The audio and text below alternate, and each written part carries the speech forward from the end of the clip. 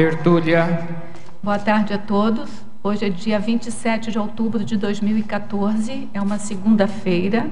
O verbete é de número 3.188. Ele tem 5 páginas, 50 logias e 14 máximos. O tema é prazer evolutivo e foi elaborado segundo a especialidade evoluciologia. Quem redigiu o verbete é a veterana, a neoverbetógrafa, mas veterana na Conscienciologia, neoverbetógrafa Patrícia Barbosa. Patrícia Barbosa, ela é brasileira, ela é natural de Resende, estado do Rio de Janeiro, graduada em Física Médica e atua como professora autônoma bilíngue. Ela é mestre em Engenharia Nuclear, na área de Física Nuclear aplicada à Medicina, e é doutoranda em Engenharia Nuclear na área de Física Nuclear aplicada à Medicina. Ela é voluntária da Conscienciologia desde 2008, docente da Conscienciologia desde 2009 e tenepsista desde janeiro de 2014. O prazer evolutivo é a satisfação benévola, sensação agradável, emoção amadurecida, derivada de conquista, realização, feito, ato cosmoético impulsionador da evolução pessoal e grupal, indicando a saída da consciência do hedonismo rumo à vivência do trinômio automotivação, trabalho, lazer.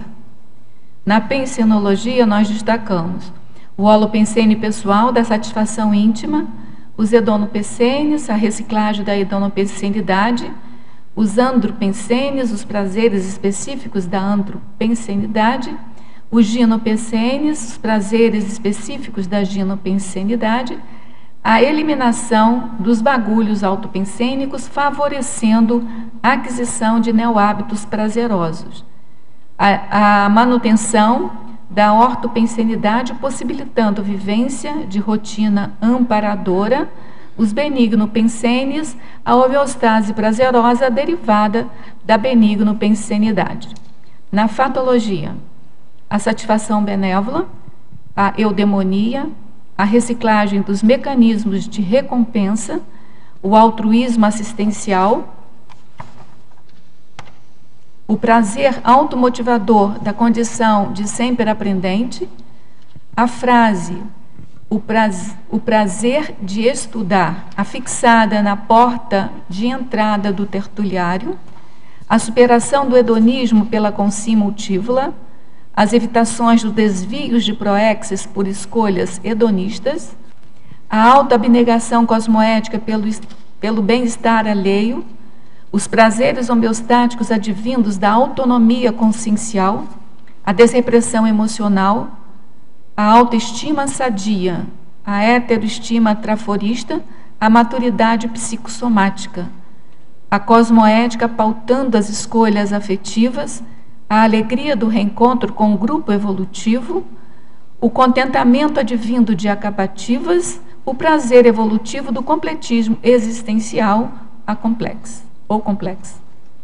A gente ressalta que a fatologia tem 22 linhas, o que constitui o máximo para o verbete, e também a gente diz, né, alerta que a gente só leu uma partezinha da fatologia e aguarda aqui a leitura minuciosa de vocês também, para fazerem as perguntas.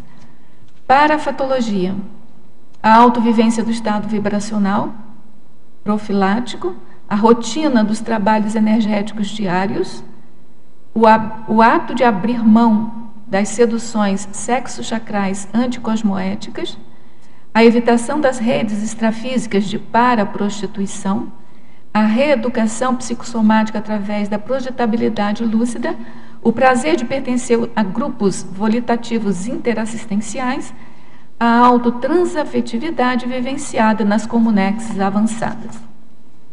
Na argumentologia, nós destacamos o parágrafo Reeducaciologia, no qual a verbetógrafa lista 6 posturas, ações ou providências no âmbito da reeducação psicossomática capazes de promover o prazer evolutivo.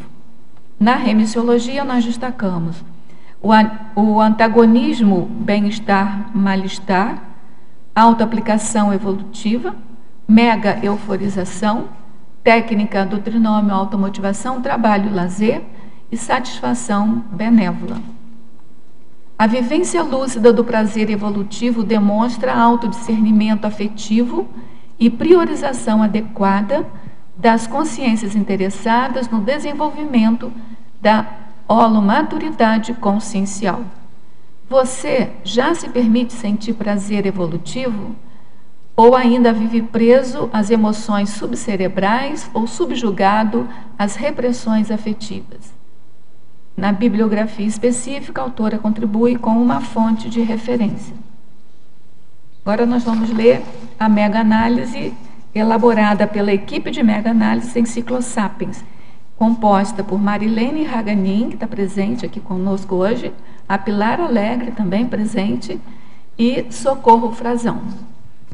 Altruísmo, equilíbrio, satisfação, conquista, realização.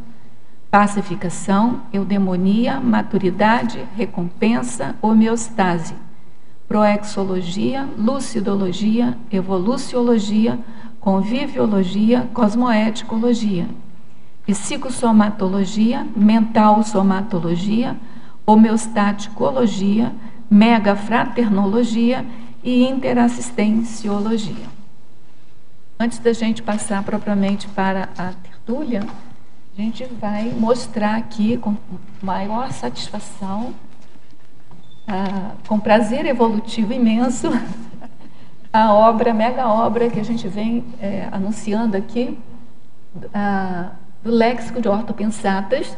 Essa aqui é a edição gratuita, portanto, aqueles que ainda não fizeram a adesão, a promoção da compra antecipada com desconto, né, de 25% no preço, no valor, ainda dá tempo de fazer até dia 31 de outubro agora, porque parece que no dia 1º de novembro a gente vai ocorrer o lançamento dessa mega obra. Tá certo? Tem 2 volumes, eu só aguento levantar um de cada vez. Esse daqui é do verbete abastado até o intermissivismo. E o outro, volume 2. O volume 2 é do intermissivista até Zuhar. Eu tenho que olhar no dicionário o que é Zuhar. Tudo bem. Tá certo? Então, para dar um gostinho em vocês, aqui eu vou ler uma pensata daqui do volume 1. Afagos. Afagar o animal de estimação sem se preocupar se é macho ou fêmea é fácil. Assistir às consciências sem preconceito de gêneros é muito mais difícil. Então, esse aqui é uma das pensadas, só para vocês terem um gostinho. Então, gente, para quem não fez ainda adesão a essa promoção, tem até 31 agora desse mês, né, até sexta-feira. Pode entrar em contato com a Epígrafe Livraria pelo telefone 45, código de área 3525-0867, ou então comprar pelo Shopcons, www.shopcons.com.br. Se você tiver tempo de organizar sua vinda até o final da semana para o lançamento, você pode vir para o lançamento, passar uma semana aqui com a gente, nesse balneário, e faz a compra antes, para você já ficar com o seu desconto aí. O desconto, o preço normal é de 340 e vai sair por R$ 272. Então, vale a pena. Você ou faz pelo Shopcons, o frete é pago pelo comprador, mas aí, se você conseguir se programar, você não precisa de pagar o frete, você vem aqui e pega. Né? Então, além de participar dessa festa evolutiva conosco, desse prazer evolutivo conosco, você leva o seu livro, né? Só para ter uma ideia, os 2 volumes, eles têm 6.476 verbetes e 20.800 ortopensatas. Não sei se fica visível aí como é que funciona. Acho que não dá para ver. A organização dele é muito distante, né? Ele é todo organizado por verbetes. Então, cada verbete tem um grupo Cada verbete tem um grupo de ortopensatas, por isso é que tem 6.476 verbetes e 20.800 ortopensatas. Tá bom? Então, o convite está feito. E a gente aguarda aí vocês, então, aqui. Agora, a pergunta de praxe, Patrícia. O que te levou a elaborar esse verbete? Isso durante o tempo de elaboração do verbete, se caíram fichas, se a elaboração do verbete ajudou ou não, enfim, qual a relação do tema também com a elaboração do verbete? Boa tarde a todos, né? Antes de mais nada, eu queria dizer que é um grande prazer estar aqui defendendo o primeiro verbete. Prazer evolutivo. É um prazer evolutivo, esse sim, né? E o contexto desse verbete foi que eu comecei a observar na minha manifestação e também em pessoas à minha volta, alguns travões de projetos de vida, ou até mesmo a dificuldade da gente implementar uma rotina que tenha hábitos saudáveis, uma rotina mais útil, por causa das nossas recompensas emocionais. Então, vamos dizer assim, o que a gente gosta, o que a gente deixa de gostar. E aí me veio essa ideia, então, de qualificar os nossos prazeres. Porque muitas vezes a gente precisa tomar decisões na vida, e essas decisões, tem gente que fala assim, faz o que você gosta, faz o que você quer. E aí a gente cresce, amadurece, vê o que a gente gosta, nem sempre é tão qualificado assim, né? E isso pode gerar um desvio de proexis, né? Então, esse verbete, eu acho que ele tem assim, esse caráter tanto de profilaxia, quanto também já de uma remissão aí de possível desvio com base nessas questões das nossas escolhas afetivas, né? Pró-evolutivas ou não. A verbetógrafa, professora Patrícia, Estrangeirismologia, página 1, segunda linha. Como melhorar como melhorar mais a cada dia nossa qualificação do Carpe Diem? A cada dia, né? Eu acho que, assim, para melhorar essa questão de aproveitar o dia, a gente tem que ver quais são os nossos valores. Porque depende do que é aproveitar o dia para você. Então, aproveitar o dia um domingo, por exemplo, é passar o dia inteiro na praia? Ou então é ficar o dia inteiro numa rede? Esse vai ser o seu carpe diem, né? Mas a questão da qualificação disso é você começar a trazer objetivos mais evolutivos. Então, ao invés de eu passar um dia inteiro na praia, eu vou ficar um tempo, né? Porque lazer é importante. Mas aí você já vai reservar o resto do seu domingo para escrever um verbete, por exemplo. Então, são inserir atividades que tenham uma produção assistencial, que tenham uma produção evolutiva na sua rotina. E aí você vai estar reperspectivando essa questão de aproveitar o dia do Carpe Diem, né? Continuando em Estrangeirismologia, página 1, última linha, como podemos otimizar o aproveitamento evolutivo do Zeitgeist atual para não termos arrependimentos? Eu acho que o Zeitgeist que a gente está hoje em dia é um momento de muita fartura, né? Então, vivemos na era da fartura, e fartura inclusive de consciências, de reencontros. Então, uma forma da gente aproveitar o Zeitgeist é você ficar atento às pessoas que te circundam. Você ficar atento a quem aparece na sua vida, quais são as oportunidades de reconciliação. Muitas vezes aparecem pessoas, ou no nosso trabalho, ou na faculdade, ou se a pessoa é mais nova, na própria escola, e forma o momento evolutivo atual da pessoa, né? Forma esse espírito do tempo pessoal. Então, é aproveitar isso, né?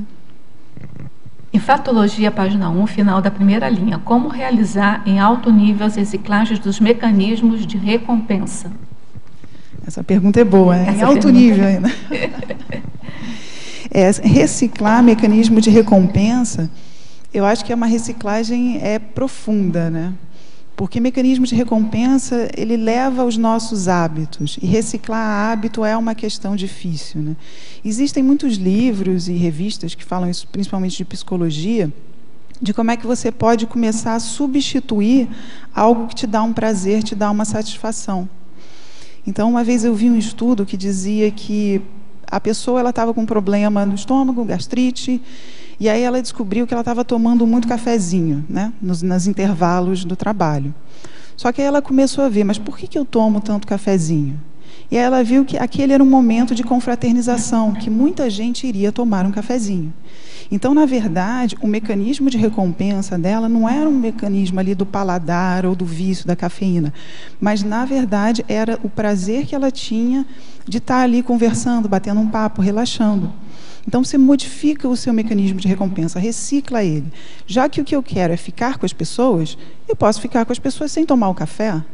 Então, passa a beber uma água, passa a tomar um suco, toma um chá mais neutro. Isso é um exemplo de como é que a gente recicla os nossos mecanismos de recompensa. Primeiro, você tem que identificar o porquê que você está fazendo aquilo e como substituir por algo melhor. Agora, Patrícia, uma pergunta minha. O prazer evolutivo verdadeiro, real, ele tem ainda mecanismo de recompensa? Porque a gente já tem aquele princípio, né, de você assistir sem querer retorno.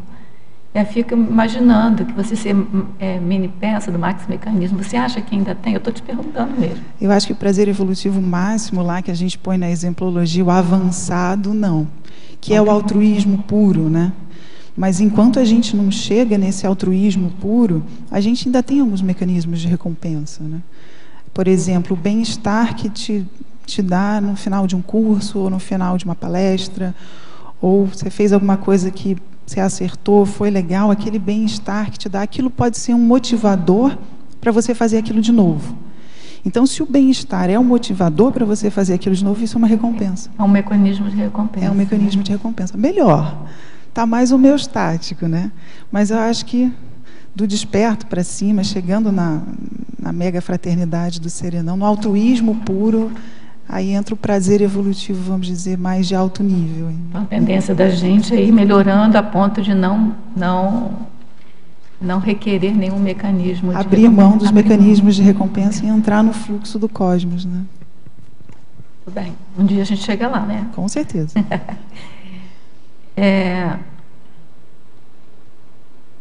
Patologia, página 2, essa pergunta agora já até é do mecanismo de recompensa, não foi? Dessa que a gente falou, reciclagem, está certo. Patologia, página 2, terceira linha. Como manter o equilíbrio emocional na era da fartura? Você até comentou alguma coisa da era da fartura. O nosso Zeitgeist hoje é a era da fartura, né? Olha, é realmente uma questão de autoesforço, né? Porque a gente tem muito estímulo, a gente tem muita oportunidade de fazer muitas coisas, né? Então isso acaba gerando até uma questão de dispersão ou então uma ansiedade. Eu acho que essa questão de fartura, de excesso de estímulos, muitas vezes gera uma ansiedade nas pessoas, né? Porque a hora ela quer isso, mas depois ela quer aquilo, a hora ela não sabe o que ela quer e gera uma certa ansiedade. Então, assim, para a gente conseguir sobreparar isso, ou melhor, reciclar isso e buscar um equilíbrio emocional, eu acho que a gente ter claro, escrever num papel os nossos valores e o que a gente quer. Porque eu acho que na era da fartura, a questão da omissão superavitária, ela é muito importante. Então, assim, o que eu quero? O que não é para mim? O que não vai me levar para lugar nenhum? E aí você ter uma firmeza de cortar aquilo. Falar, então isso deixa de ser uma opção. Se deixou de ser uma opção, você fez a escolha, já traz mais uma certa acalmia, uma certa tranquilidade. A gente tem o hábito de separar as escolhas em boas ou ruins, mas às vezes nem é isso. Às vezes a escolha não é nem ruim, mas para você já passou, não é? Não, e além disso, às vezes as escolhas são as duas boas que poderiam ser para a gente, tem a economia de bens aí. Economia de bens também. Entre os dois bens, qual é o melhor para o momento atual? Então, acho que o Zeitgeist é a gente olhar para o que está acontecendo e aquilo. Os fatos orientam a pesquisa e orientam o nosso caminho.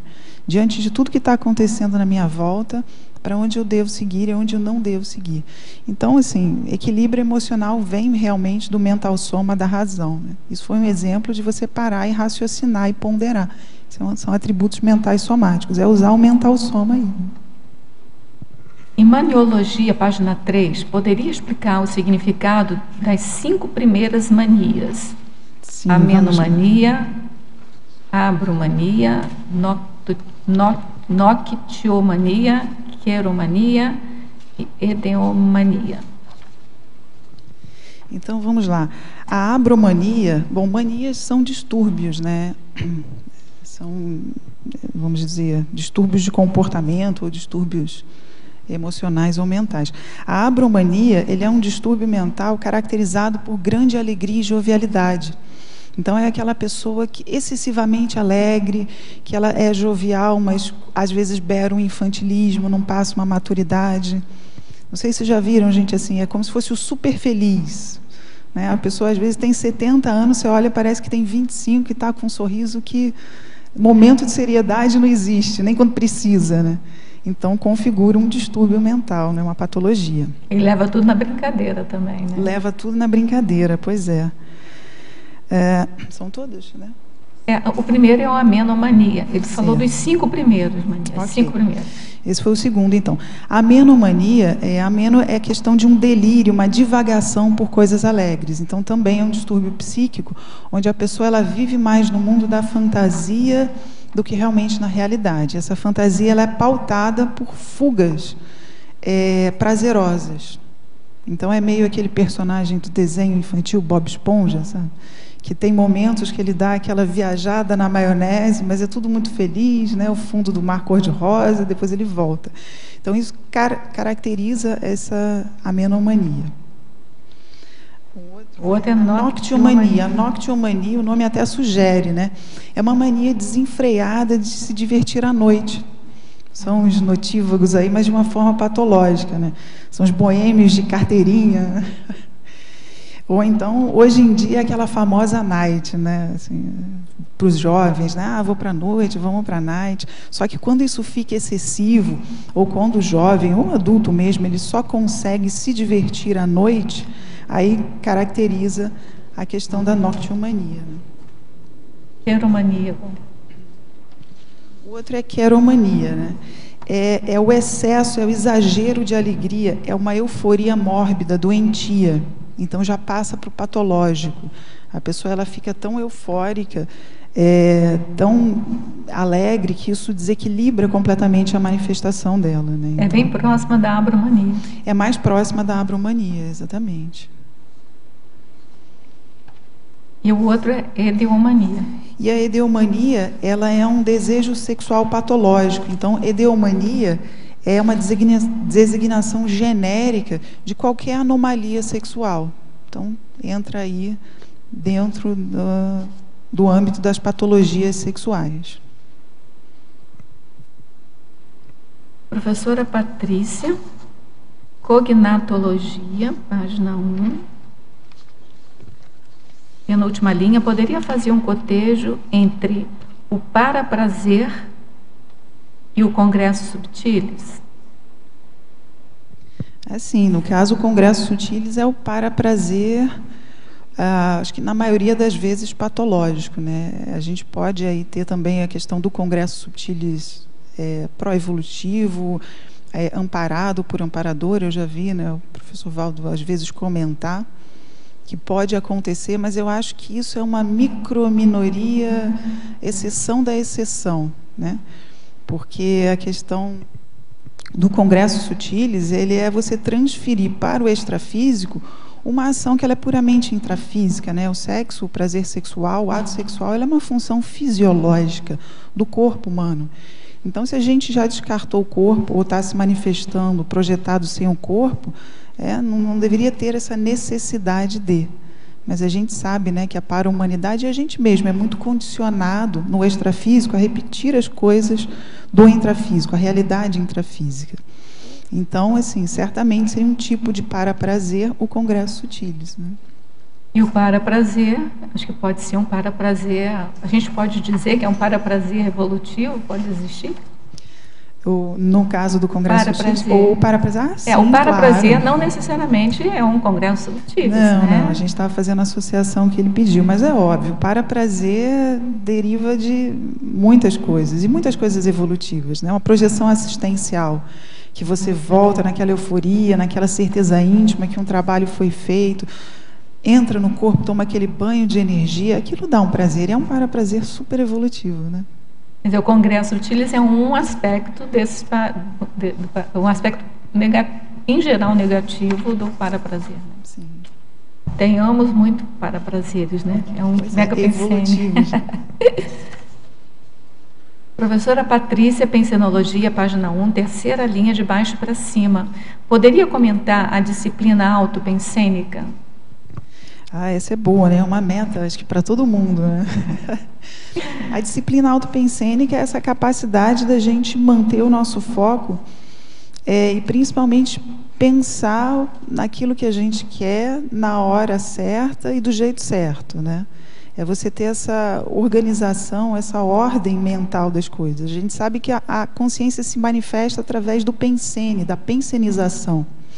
Então, a pessoa que tem uma pensenização muito indisciplinada, ora pensa numa coisa, não consegue aprofundar, fica de 5 em 5 minutos saltando de uma ideia para outra, ou então está pensando em alguém, entra um xenopensene, a pessoa não tem nenhum controle, nenhum domínio da sua pensenização, isso realmente acaba desorganizando a vida inteira da pessoa, né? Porque a base da nossa manifestação ela é pensênica. Então, a disciplina autopensênica ela é muito importante. Como é que a gente consegue disciplina autopensênica? Eu acho que uma das formas primeiras é a gente fazer ver. Bom e velho é ver. Por quê? Porque aí você começa a dominar o N do pensene. Então, você começa a perceber o que é pensamento seu, o que não é. Quando tem uma intrusão de um pensene mais patológico, você corta. Agora não é o momento de pensar em patologia, porque eu vou evocar todo mundo. Ou então, se você vai fazer uma assistência, você tem a disciplina de falar, não, agora é a hora de eu pensar nas patologias, evocar as pessoas que estão precisando de assistência, né? Em Fatologia, página 2, final da segunda linha, poderia aprofundar a evitação da sociosidade? Pois é, a sociosidade é a gente levar uma vida social que não acrescenta muita coisa, né? Então, exemplos, aquela pessoa que sai sempre com a mesma turma, naquele mesmo barzinho, no mesmo dia da semana, e há 20 anos eles conversam sobre a mesma coisa. Então, qual é a evolução que tem nisso? O que está acrescentando para essas pessoas? Nada, é um puro prazer pelo prazer, é o lazer pelo lazer. E, principalmente para quem é intermissivista, a gente sabe que as pessoas têm uma programação existencial, é uma proexis, então a gente tem uma missão de vida.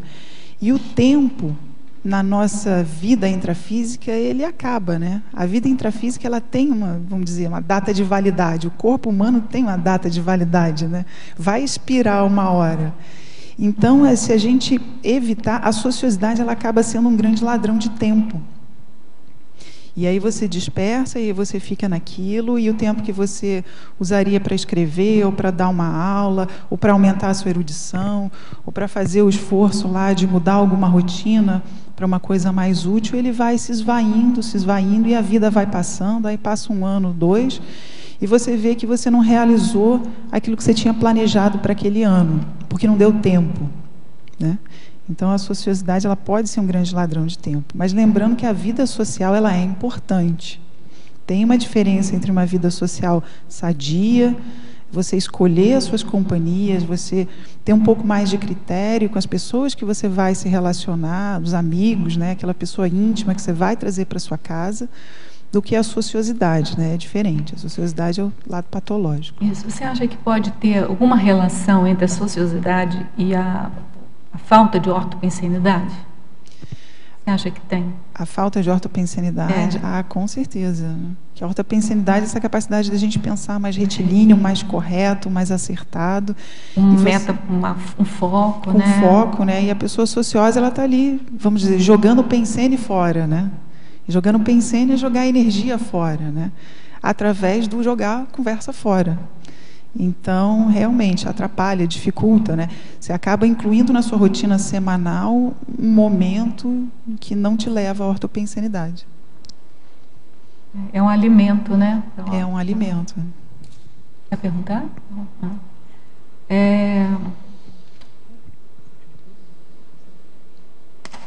Continuando ainda em Fatologia, página 2, 8ª linha, poderia citar exemplos do cultivo das amizades sadias?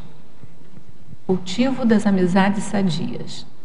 A gente chegou até a falar um pouquinho disso, né? Cultivo das amizades sadias. Um princípio da evolução é que ninguém evolui sozinho. Então, não tem como a gente querer negar, virar um ermitão, se esconder de todo mundo, porque vai evoluir a passos muito pequenos. Claro que ninguém fica parado, mas a nossa proposta é de evoluir de uma forma mais racional, mais planejada, é de parar de repetir os erros do passado, é botar a mão na cabeça e pensar antes de fazer, porque aí a gente erra menos, né? Então, e esse erro também vem com a questão do erro das companhias, né? Eu costumo sempre pensar assim, existe na espiral evolutiva, isso é uma realidade, sempre pessoas que vão estar na nossa frente, pessoas que vão estar no nosso nível e pessoas que vão estar, vamos dizer, para trás da gente. Então, assim, quais dessas pessoas eu vou escolher para trazer para a minha intimidade? Todas elas? Em qual momento? Porque a evolução se dá na base da interassistência. Então, é claro que eu devo assistir uma pessoa, vamos dizer, que está mais para trás, que é mais imatura, até porque eu tenho experiência, eu já superei, conquistei um traço, estou mais madura naquilo, eu posso ajudar a pessoa a sair daquele buraco. Mas eu fico só nisso? E quem que vai me ajudar a sair dos meus buracos, né? Quem que vai me ajudar a mostrar um caminho, ou dar um bom exemplo para eu superar os meus traços fardos, né? Os meus trafares. Então, eu tenho que olhar para cima também. E assim a gente vai escolhendo melhor as nossas amizades, né? Patrícia, essa pessoa que está te perguntando, ela mora na Alemanha. Eu sei que você já andou morando na Alemanha também. Então, talvez você tenha alguma coisa mais específica com relação a essa coisa de amizades sadias e tal, em relação à cultura alemã, se você quiser falar. A cultura alemã, ela tem um estereótipo, né? Acho que é uma visão de fora, assim, que as pessoas são muito frias, né? Todo mundo é muito você na sua, eu na minha. Por um lado, isso tem uma questão positiva, porque a cidadania na Alemanha é uma coisa que funciona. Você vê que as ruas são organizadas, o trânsito de pessoas são organizados, as pessoas se organizam até o lado que tem que subir ou descer da escada rolante. Isso facilita a vida. Então, existe um certo respeito coletivo, por causa dessa coisa das normas, de uma certa frieza. A Alemanha tudo é muito formal, né? Aqui no Brasil, você quer falar com alguém, você fala, ei, fulano, você vai lá e cutuca a pessoa, né? E está tudo certo, né? Lá na Alemanha, não, você quer falar com alguém, a primeira coisa que você fala é desculpe, por favor, né? É o famoso entschuldigen Sie bitte. Então, você já começa pedindo licença, pedindo por favor, porque senão a pessoa pode se sentir ofendida. Isso, claro, as novas gerações, isso vem mudando, né? De uns anos para cá, acho que de muitos anos para cá. Isso são as gerações mais antigas, mas a gente ainda encontra isso muito na rua. Então, essa frieza, essa distância, às vezes atrapalha a questão da intimidade que você precisa ter para aquele seu amigo, que vai ser um amigo evolutivo, te dar o feedback que é necessário. Você precisa, muitas vezes, de intimidade para, vamos dizer assim, falar a verdade nua e crua para a pessoa, né? Lá deve ser um caos, né? Você falar a verdade nua e crua para a pessoa, não é não? É difícil. Começa com desculpa, por favor, aí depois você fala. Depois você fala. Aí pede desculpa, por favor, depois no final. Finaliza. Desculpa, por favor, não leve a mal. Exatamente. Só para garantir. Atares na Alemanha deve ser uma coisa complicada. Tem um grupo grande trabalhando. Tem um grupo grande lá, né? Talvez ela tenha que entrar em contato com esse grupo, né? Eu quero dar os parabéns pelo verbete. Obrigada. Eu pedi uma ampliação aqui na página 4, reeducaciologia. Eu queria que você comentasse, por favor, itens 5 e 6, interassistência e neofilia. Bom, então eu vou complementar a pergunta dele, porque a última pergunta dessa senhora da Alemanha é que ela pede nesse mesmo parágrafo para falar sobre o 3, que é o desapego, e o 4, que é o desassédio. Nossa, então você já você aproveita, vai falar quase tudo. Você faz tudo. Toda a reeducação. Você aproveita e faz tudo, então. Ok, então vamos fazer tudo. Pode ser na ordem 3, 4, 5, 6? Fica tranquilo. A gente faz um crescendo aí. Então, assim, essa reeducaciologia, a ideia é a gente ver assim, quais são os atos, ações, providências que a gente pode promover o prazer evolutivo, né? Então, vai lá, desapego. O ato de abrir mão do status quo afetivo. A gente sabe, se eu quero qualificar o meu prazer, se eu quero qualificar os meus sentimentos, a forma como eu me relaciono emocionalmente, ou com pessoas, ou com projetos, ou com objetos até, eu preciso desapegar de todo esse cabedal emocional, afetivo que eu tenho hoje. Quais são as minhas emoções hoje em dia? O que eu sinto rotineiramente? Eu sinto medo quando eu me sinto intimidada. Ou então a pessoa ela se sente ansiosa. Ou então ela se sente feliz, contente. Ou então ela tem uma certa tranquilidade de espírito. Então, assim, primeiro a pessoa ela tem que saber qual é o rol de emoções, de manifestação emocional dela, para a partir daí a gente se desapegar e qualificar. Porque se a gente não abre mão de uma emoção patológica, não abre espaço intimamente para eu vivenciar um outro padrão de emoção. Então, esse desapego, eu acho que o desapego cosmoético, ele é a base da evolução. Porque a pessoa apegada, seja emoções ou seja qualquer coisa, ela está parada, ela está estagnada, ela não sai daquele patamar.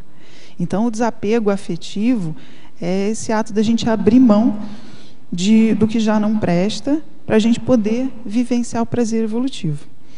A questão do desassédio, né? Então, 4. O empenho máximo no autodesassédio e no heterodesassédio de consciências ligadas a padrões emocionais antievolutivos descartáveis. A gente sabe que a gente não sente nada sozinho. Nós vivemos uma realidade multidimensional que as consciências estão aí e se conectam a gente a esses padrões. Então, se a gente não tiver muita força para se autodesassediar, né? Aquela força de vontade íntima, não vou mais sentir isso. Por exemplo, uma pessoa que tem tendências a ter impulsos sexuais patológicos, ou uma pessoa que tem tendência à promiscuidade. Primeiro ela tem que fazer o autodesassédio dela. Fala, não, eu preciso respeitar as consciências, né? Muitas vezes uma pessoa promíscua, aquela coisa assim de olhar não tira pedaço, ela acaba virando um grande vampiro de energias de um padrão sexual de todo mundo que passa na frente dela. Acaba tirando pedaço, né? Pois é, tira pedaço, olhar tira pedaço, né? Então a pessoa ela tem que se conscientizar, se desapegar e falar, bom, ter muita força de vontade para cortar aquilo, que não presta mesmo, fazer o autodesassédio. Só que aí ela tem que ter, não pode ser ingênua, saber que as consciências vão cobrar. Então ela decide intimamente, não vou olhar mais dessa forma maliciosa, desse jeito negativo, mas vem aquela inspiração com uma carga energética muito forte de fora. Então a pessoa ela tem que bancar o heterodesassédio também, né? Isso foi um exemplo do desassédio. A questão da interassistência, né? O esforço pela reverberação do bem-estar, pelo prazer evolutivo compartilhado. O que eu quis dizer aqui é o seguinte, que uma das formas da gente sentir prazer evolutivo é através do efeito halo das nossas atitudes. Então, às vezes, a gente acopla, né, ou com um amparador de função, ou você percebe a presença de uma consciência, pode ser intrafísica também, mais equilibrada, mais homeostática, que tem um bem-estar maior e aquilo automaticamente vai te contagiando. Você entra no padrão energético daquela consciência mais equilibrada e você sente aquele prazer evolutivo. Então, uma forma da gente promover um prazer evolutivo no outro, através da interassistência, é simplesmente fazer um esforço para manter o nosso equilíbrio, manter a nossa homeostase e distribuir ela, né? É compartilhar o prazer. E a neofilia, né? Que tem a ver com o desapego, a postura emocional neofílica, possibilitando autovivências de novas sensações prazerosas advindas de ações pró-evolutivas. Então, assim, a gente precisa ter a mente aberta, né? Questão, por exemplo, do parapsiquismo. Muitas vezes a gente não sabe o que vem pela frente, qual é o fenômeno parapsíquico que vai acontecer, qual é a consciência que vai aparecer. E às vezes a gente vive um fenômeno parapsíquico, por exemplo, quem não tem clarividência, acho que a primeira vez que consegue ver uma coisa gera uma euforia. Mas se a pessoa não tiver aquela neofilia, como é que ela vai experimentar aquele prazer novo, né? Então, esse abertismo no âmbito das emoções, ele também é importante, né? Obrigada, Patrícia. Ok. Quer apresentar? Pode. Então, ali Patrícia, ali na fatologia, na página 1, na segunda linha, Você pode falar mais sobre as recompensas prazerosas do animador consciencial? O que seria esse animador consciencial? Como é que funciona isso? Como é que funciona? Tem a ver com o que a gente estava falando. O animador consciencial, eu acho que é codinome amparador. Porque o animador consciencial é aquela consciência capaz de soerguer, de animar no sentido de dar ânimo, injetar energia, levar o positivo para as pessoas, né? O animador de ânimos mesmo, né? Então, aquela pessoa que promove esse ânimo nas outras pessoas, um ânimo positivo. E a questão das recompensas prazerosas do animador consciencial é justamente essa questão do resultado da interassistência, né? O amparador, ele é um especialista em ver o nosso defeito, mas levantar a gente pelas nossas qualidades. Então, ele não esmaga ninguém. E à medida que você levanta, soergue, tira lá a pessoa do buraco, e ela caminha com as próprias pernas, isso dá uma satisfação benévola. Então, eu acho que isso é uma recompensa, né, prazerosa e muito pró-evolutiva do animador consciencial. Quem estiver interessado em aprofundar mais, né, pela pergunta, tem um verbete do professor Valdo Vieira, animador consciencial, que é interessante. Pode perguntar. Parabéns pelo verbete. Obrigada, Andressa. Eu tenho uma pergunta aqui na Fatologia, na página 2, segunda linha. Você comenta aqui o estado emocional de flow. Eu não sei se você já explicou o que é esse estado. Você poderia caracterizar, por favor? Claro, a gente ainda não explicou, não. O flow, ou no português chamado fluxo, né, ele vem da psicologia positiva, né, uma das vertentes, que é o momento onde a pessoa ela entra num estado de eles chamam da emoção mais qualificada, da emoção, vamos dizer, mais equilibrada. É uma sensação de um bem-estar muito grande quando você está realizando uma coisa que você tem muita habilidade e você entra naquele prazer absurdo. Então, o flow, ele está relacionado, é o famoso fluxo, né? Entrei no fluxo daquilo e aquilo gera um bem-estar. Então, tem gente também que relaciona muito a questão da abnegação com o flow, porque a pessoa ela pode se esquecer do mundo. Então, eu já vi também a definição como um estado mental, que quando você vai estudando, vai pensando, assim, você entra num fluxo de pensamento, que aquilo, como o professor Valdo até não diz sobre flow, mas ele diz assim, pega uma velocidade cruzeiro. Eu associei com esse estado de flow, entendeu? Isso. Então, assim, você vai entrando assim num fluxo que é veloz e cada vez mais avançado. Então, já vi também essa definição como estado mental. E para o estado mental, na SOCIM, vamos chamar assim, é quase que o nosso estado emocional mesmo. É um estado psíquico, né? É um estado psíquico. É um estado psíquico. E o interessante do flow, assim, é que a tendência é que a pessoa exerça aquilo num nível de maestria acima da média. Então, eles estudam muito o flow, por exemplo, nesses atletas que são medalhistas. E eles costumam dizer, não, naquele momento a pessoa supera todos os limites dela.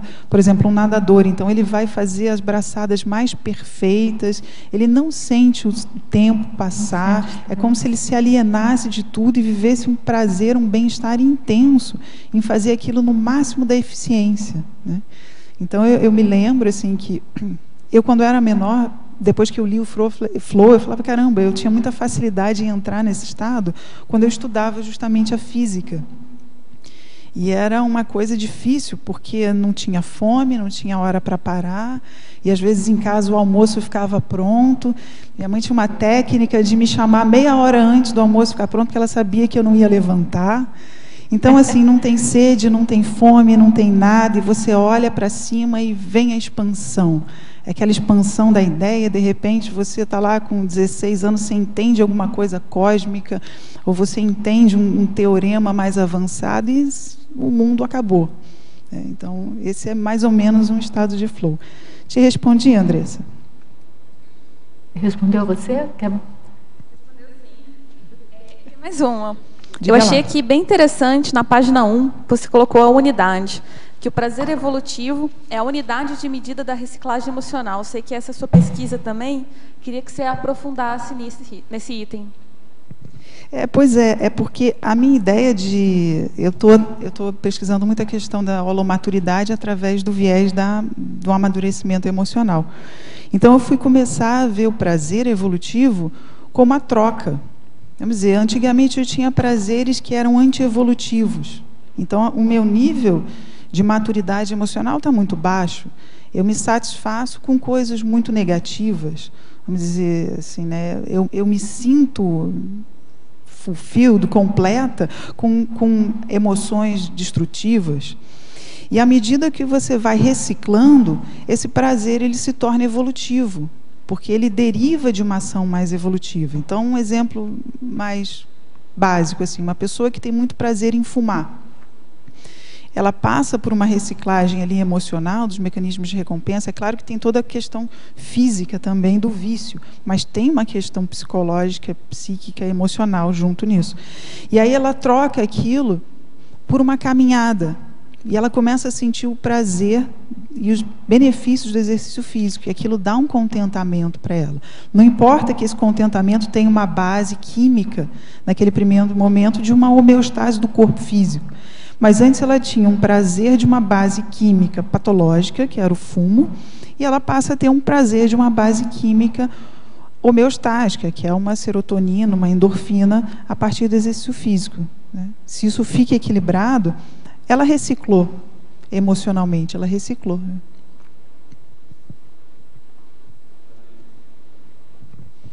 Oi, Daibert. Oi, tudo bem? Tudo bom. Parabéns pelo verbete aí. Queria que você desse na página 3, na Crescendologia,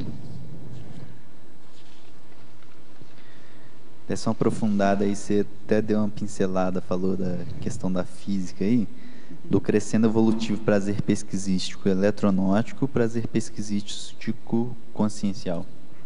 Essa é muito boa, né, Daibert? Porque pega a gente de jeito, né? O pessoal das exatas aí. Essa questão, o prazer pesquisístico eletronótico, ele é aquele prazer derivado da ciência comum, né, que a gente está acostumado. Nessa vida mesmo, muita gente estuda dentro da ciência comum, chamada aqui pela gente de eletronótica, né? E a questão é a gente migrar para o prazer pesquisístico consciencial. Então, é muito difícil para um engenheiro, para um físico, para um matemático, a Rosa pode dizer se eu estou mentindo ou não, a gente reperspectivar o nosso valor de vida. Então, aquela coisa muito bacana que é você entender o funcionamento das coisas, do engenheiro que fica ali fascinado, como é que funciona um relógio, como é que funciona aquela engrenagem, e ele passar a se fascinar pelo entendimento da consciência. Então, eu tive uma experiência bem interessante, há uns 3 anos atrás, mais ou menos, que eu saí de um curso do IPC, que era um curso que qualificava a interassistência. E eu fui para esse curso de metrô. E o metrô ele me chamava muita atenção porque eu observava tudo. Então, era um parafuso que estava soltando ali, eram todas as luzes que tinham, era o padrão do chão, era a tecnologia que eles estavam usando ali do abrir e fechar a porta, era o tom do apito que estava diferente, era a tradução de não sei em que para o inglês que não estava melhor. Fui para o curso assim. Quando eu voltei desse curso, eu não conseguia enxergar o vagão do metrô. Eu via a pessoa conversando com a outra, a criança chorando, a energia do outro, os 2 senhores ali na frente que me chamaram a atenção. Então, eu fui num trem cheio de pessoas que, para mim, estava vazio, que era só um objeto lá de apreciação. E eu voltei num trem cheio, de fato, de pessoas. Então, eu acho que essa é a grande viragem do prazer pesquisístico eletronótico para o consciencial. É a mudança de foco, é o vamos ao que interessa. Estamos vivendo na era consciencial. Então, a consciência ela está no centro de tudo, até porque ela mesma é que faz o vagão do trem, né? Então, vamos ao prioritário, né?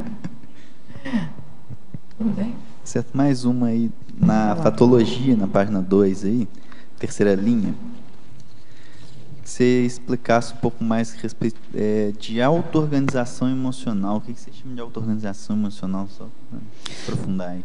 Pois é, a auto-organização emocional tem a ver muito com a disciplina ortopensênica, é a gente organizar as nossas emoções mesmo. Por exemplo, uma pessoa diante de um desafio, falar em público, defender o verbete, né? Ou apresentar um artigo. Como é que estão as emoções dela? Tudo desorganizada?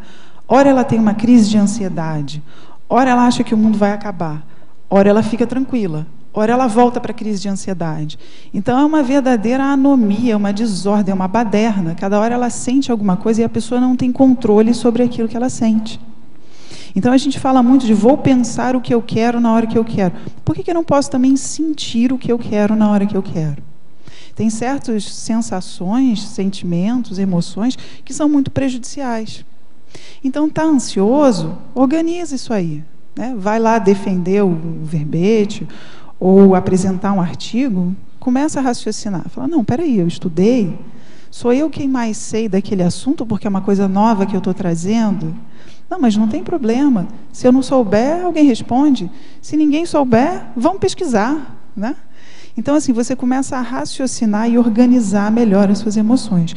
Então, para a emoção também tem hora, tem lugar e tem momento. Essa é a questão da auto-organização. Esclareceu, Dambert? Dando uma comparação aí entre o verbete, que é homeostático. Você cita aqui na culturologia a eliminação da cultura religiosa do sofrimento. Por sua vez, aqui no paradoxo, se fala no paradoxo do crescimento incomodativo poder gerar satisfação. A crise de crescimento. E no mito, segundo o mito, se fala no júbilo através do sofrimento. Poderia fazer uma comparação entre prazer e dor aí, nesses itens, eu explicar um por um, ou fazer dar uma visão geral sobre essa dualidade, né, de prazer e dor, sofrimento e alegria, e júbilo, etc. Assim, a gente vem de um passado religioso, né? Eu acho que ninguém escapa da questão do passado religioso. E uma das grandes recompensas que a maioria das linhas religiosas trazem é a questão de que você precisa sofrer para ganhar o céu. Exatamente. A gente ascende através do sofrimento. Então, nós nos tornamos pessoas mais puras através do sofrimento.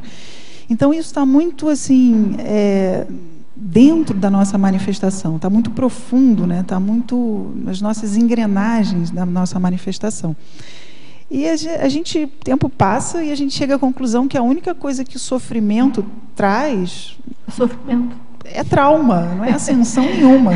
É um monte de problema, de fissura emocional, de queloide emocional que você tem que resolver depois. É só sofrimento. É só sofrimento, né? É só coisa ruim. Então, assim, a gente não ascende ao sofrimento. Por isso é que eu coloquei a questão da mitologia, para justamente a gente acabar com esse mito, né? Então, o júbilo, ele não vem através de sofrimento. O que vem através de sofrimento são traumas emocionais, que depois você vai ter que lidar com eles em algum momento. E quando você recicla esses traumas emocionais, quando você conquista um novo patamar a partir de coisas positivas e não coisas negativas, é que vem o júbilo. Então, o júbilo, ele tem uma base muito mais traforista, positiva, dentro do viés de um prazer evolutivo, do que relacionado aí ao sofrimento, né? Como a gente pregou muito, né? Então, o pregou júbilo, e foi pregada, né? O júbilo não é santidade, é outra coisa diferente, né? Não, o júbilo é esse seria um estado de satisfação. De satisfação maior. Uma eudemonia. É uma eudemonia, é um júbilo, é um estado de contentamento maior, né? Tudo bem? Professora Patrícia, Fatologia, página 1, final da 3ª linha. Eu gostaria que comentasse o prazer mental somático. Você já falou um exemplo quando você era mais jovem, mas coloca outro, né? Dentro da... que aquele é intelectual, né? Prazer intelectual. Esse aqui é mais mental somático. Pois é, então, assim, vamos dar um outro exemplo que não seja intelectual. Todo o atributo do mental soma que possa te gerar um prazer. Uma coisa que me dá um prazer assim enorme é pensar, é raciocinar. Então, para mim, a técnica de reflexão de 5 horas podia ser 50.000 horas. Né? O problema é que a gente tem que comer, tem que parar, essas coisas, né? Então, assim, a questão da reflexão, quando ela te leva a uma ideia nova, quando você entra por exemplo, numa técnica de reflexão de 5 horas com um problema e você sai com uma solução, isso é extremamente prazeroso. E é um exemplo de prazer mental somático. Então, quando a gente utiliza os atributos do mental soma e que aquilo traz alguma coisa positiva, é extremamente prazeroso, né? Uma TARES que você tenha de sucesso, né? Uma assistência que você faz assistência sem esperar nada em troca. Mas quando você vê que aquela assistência rendeu frutos, assim, não para você, mas para a pessoa, é um prazer mental somático, muito bom também. Também. Professora Patrícia, Fatologia, página 2, 4ª linha de baixo para cima. Poderia explicar a cosmoética pautando as escolhas afetivas? Sim, né? Então, essa eu acho que é o ponteiro da bússola do prazer evolutivo. Porque para você fazer a mudança, você precisa de cosmoética. Então, quais vão ser as minhas escolhas afetivas? Desde o programa que eu gosto de ver na televisão, com que eu me divirto. Por exemplo, eu tenho uma certa satisfação malévola em ver uma luta de boxe, né? Então, assim, aquilo me gera uma emoção. Que emoção que é? É uma euforia? Tem gente que torce, né? Claro, se não tivesse, não estaria aí com tanto sucesso, dando tanto ibope. Agora, é cosmoético os dois lutadores ficarem lá? É super antissomático, né? Um quebra o nariz do outro, o outro quebra a perna do outro lá, e fica assim em euforia, né? Fala, nossa, nunca imaginei entrar nessa luta e ser capaz de quebrar a perna do outro, como eu sou bom. Isso aconteceu quando aquele lutador de MMA brasileiro, né, o Anderson Santos, né, Silva Santos, ele quebrou a perna, né? O outro lutador, ele teve um pequeno momento de uma satisfação, como quem diz, nossa, minha capacidade é muito boa. Mas depois ele logo corrigiu, porque era entrevista, né? Ele não podia, né? Tinha que fazer uma média, né? Fazer uma média, né? Ao vivo para o mundo inteiro. Mas eu captei a satisfação dele. Então, assim, isso seria um exemplo, um contra-exemplo da cosmoética pautando essas escolhas afetivas. Então, quando você traz para a questão de preservar o corpo, o que é melhor, o que eu vou ver televisão, eu vou ficar alimentando aqueles sentimentos lá de comoção emocional, aquela novela que um trai o outro, eu vou ficar torcendo, me alimentando daquela afetividade, ou eu vou usar a cosmoética e escolher afetivamente, naquele momento, ser um lazer com os meus amigos?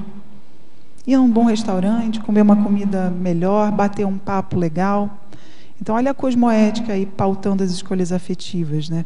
Porque nós somos responsáveis por aquilo que a gente sente também, que a gente sente e o tipo de sentimento que a gente alimenta das outras pessoas é de nossa responsabilidade.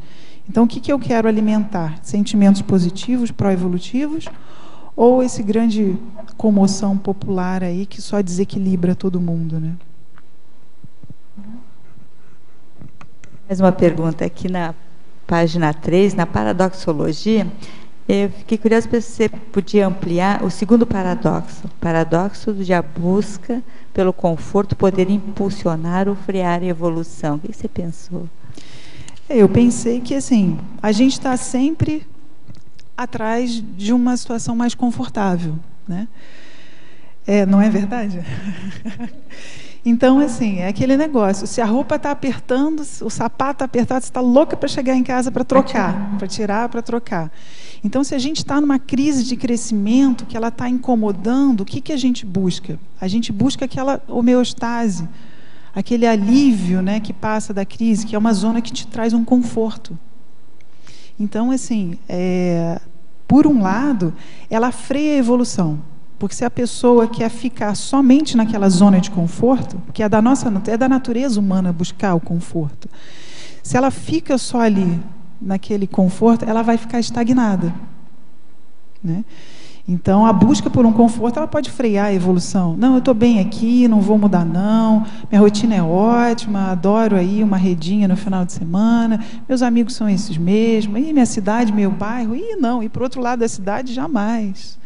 Coisa desconfortável, tem que pegar carro, trânsito. Então, a pessoa ela fica ali.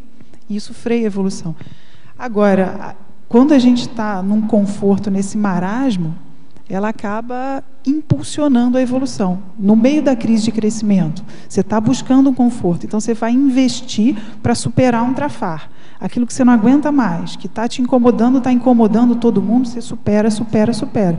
Superou o trafar, você vai ficar mais confortável e as pessoas também. É um alívio, né?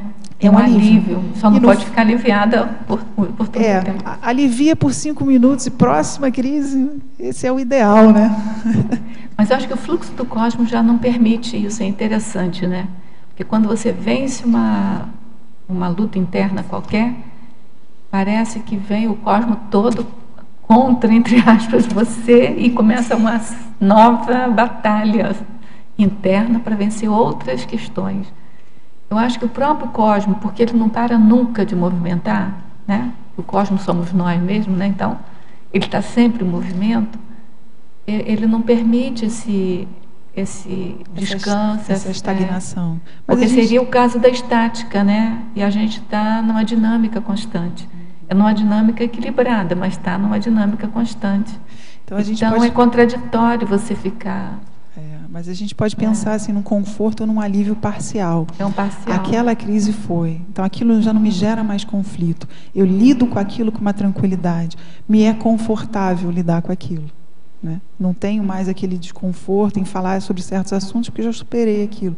É confortável, é tranquilo, é normal. Mas aquilo já foi vencido. Aí vem outras questões. Vem outra, não para não. É nesse sentido que eu estou falando. Sim. Aquilo sim, eu concordo com você. Já foi vencido, então vai ficar... Se foi vencido mesmo, está vencido. Aquilo já não vai te incomodar mais. Mas vem outras questões. Porque você você não é estático. Você está no equilíbrio dinâmico, né? Então, tem que estar sempre buscando o equilíbrio novamente. É bem interessante isso. É interessante e dramático, né? Se você parar para ver. Tem que ficar...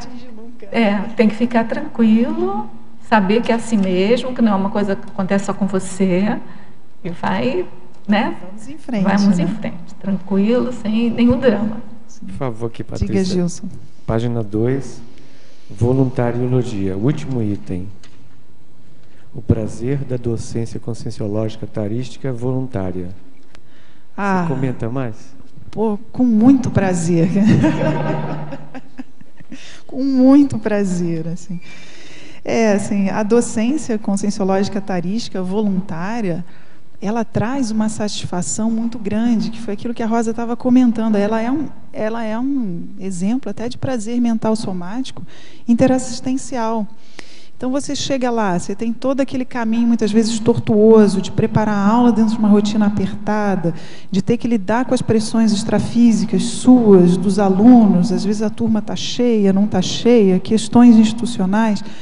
E na hora que você entra em sala de aula e você vê que o que você fala, ou a sua experiência de vida ajuda a pessoa, muda, reperspectiva, faz ela pensar diferente, ou mais, às vezes bate o intermissivista na sua turma, e a sua simples presença, as suas energias servem de ser um agente retrocognitor. Você fala, poxa, chegou um passageiro evolutivo, né? Porque a docência tarística ela também tem essa função, né, da gente captar aí os intermissivistas, né? O professor ele é um agente retrocognitor nato. Então, isso dá uma satisfação imensa. Um outro exemplo de satisfação, você está ali acoplado com a equipe extrafísica de amparadores. Você gerenciar ou dar uma prática energética é uma coisa extremamente gostosa. Por mais que tenha pressão extrafísica, às vezes você está ali, como a gente diz, under attack, né? Tem consciências que não querem que aquele trabalho vá para frente, mas o amparo está do lado.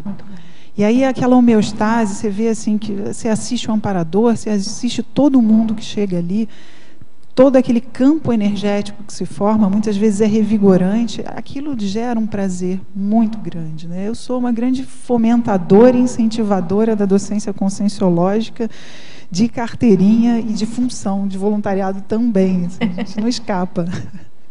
E fantástico também são os exemplos, né? Depois de uma prática energética, você pede para eles compararem o antes e o depois, é realmente gratificante ouvi-los, né? Sim, é o resultado da assistência, né? Isso aí é muito bom, isso é o prazer evolutivo, né? Como a gente diz, tem um princípio que você não espera nada em troca. Mas essa satisfação a gente fica contente quando tem de ver que o outro realmente melhorou, né? Que é uma troca, é um retorno. Isso é interessante para a gente não confundir a questão do abrir mão da recompensa e não sentir mais nada. Não é isso. Assim. Pelo contrário, acho que quanto mais a gente evolui, mais assistência a gente faz, mais a gente vai tendo essas sensações prazerosas evolutivas. E é importante a gente sentir isso, né?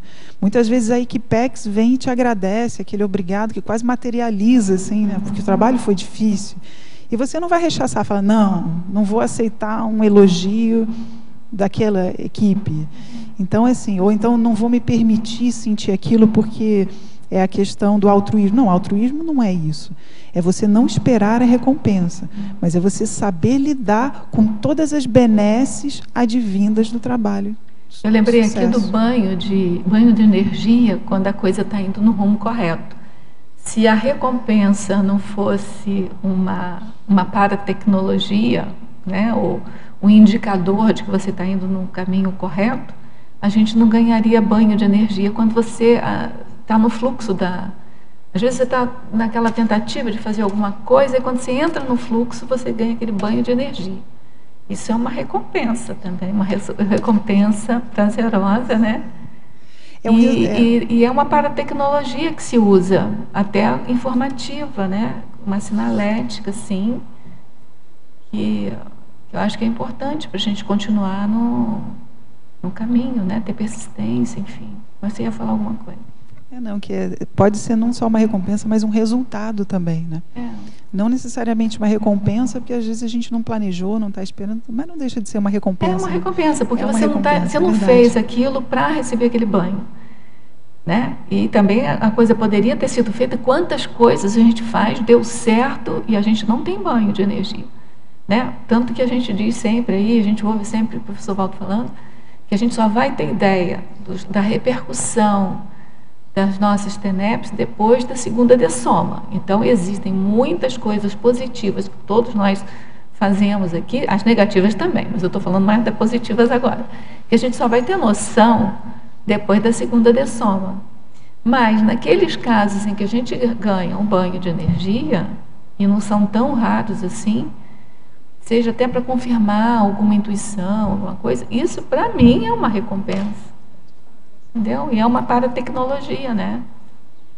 De fato, é uma recompensa, né? O resultado de um trabalho é recompensatório, né? Até que seja resultado de uma pensenização sua. Eu estou pensando isso aqui, aí você tem que... não, então eu estou indo no caminho certo. É por aí, né? Mas é por aí. Mas eu acho que até se for para você mesmo, né? Um retorno para você mesmo, eu acho que tem uma... E isso é importante, né? Porque entra na questão do nosso discernimento parapsíquico, né? A gente precisa ter esse discernimento também dentro do parapsiquismo, né? Senão a gente volta aí... Fica meio à deriva, né? Fica à deriva, né? Volta às escolhas erradas, né?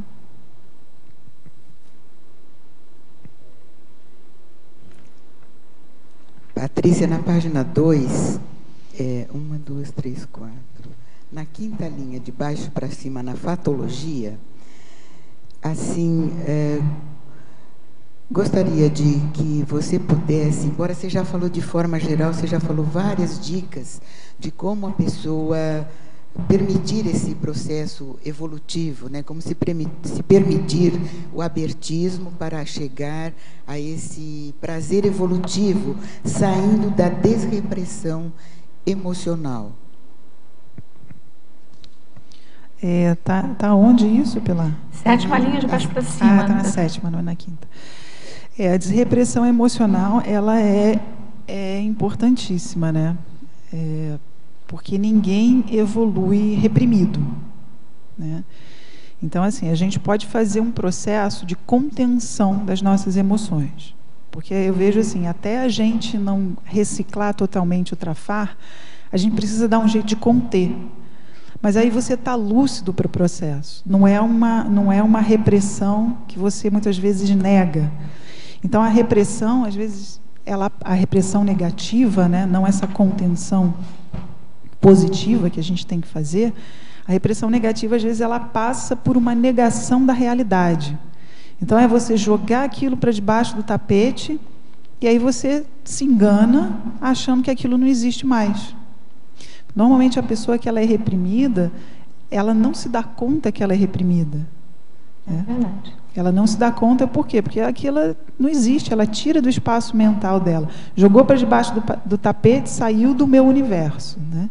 Então, a pessoa muito impulsiva, às vezes, ela começa a se reprimir, aí ela vira de um outro extremo, uma pessoa super tímida. Aí o tempo vai passando, e ela se convence que ela é tímida.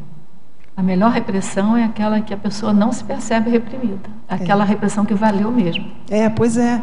Ela é inconsciente. A repressão patológica, ela é inconsciente. Aí a pessoa que era lá super extrovertido, impulsivo e que gerou muitos problemas por causa da impulsividade dela, né? Às vezes de falar muita coisa na cara do outro e já sai fazendo, sai atropelando todo mundo. O tempo passa, ela reprime aquilo e vira aquela pessoa contida, tímida. Ela fala, não, mas eu sou tímido, né? Até uma oportunidade de supitar o trafar novamente. Então, assim, a desrepressão emocional, ela é necessária para a gente trabalhar todas as nossas facetas emocionais, para a gente amadurecer todas as nossas emoções, caminhando para os sentimentos mais elevados, né? E superar alguns travões emocionais, a exemplo desse que eu dei. Então, a desrepressão positiva entra por aí, né? Como a consciência se permite isso, esse abertismo? O que ela pode fazer para se permitir esse abertismo?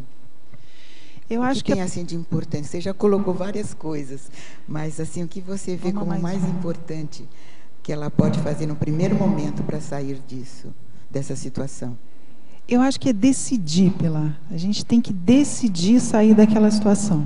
Então, viu que está naquela situação, decide. Falar, não, eu vou trabalhar. Não se acomode, né? Exatamente. É decidir, e a decisão ela sempre vem com uma ação junta, né? Não é só um planejamento teórico. Então, decidiu, sim, vai em frente, investe naquilo. Não vou ser mais uma pessoa reprimida. Isso está me causando muitos prejuízos sociais, de relacionamentos, aí, de namoro, de casamento, dentro da família. Então, a pessoa, quando ela toma consciência de que aquele traço, sim, pode ser descartado, decide descartar. E vamos em frente. Obrigada, viu, Patrícia?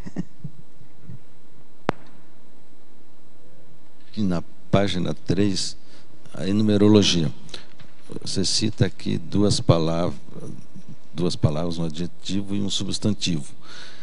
Quase, né, muito parecidas. Poderia explicar um a um, especialmente o último, o discernimento emocional? Bom, a felicidade qualificada é a gente... Se possível, com exemplo, algum exemplo. Ok. A felicidade qualificada, então, é a gente começar a trazer cosmoética para a nossa felicidade. Um exemplo de felicidade qualificada é a satisfação benévola. É você ver o sucesso da pessoa que está muito próxima, muito íntima de você, e você ficar genuinamente feliz por ela.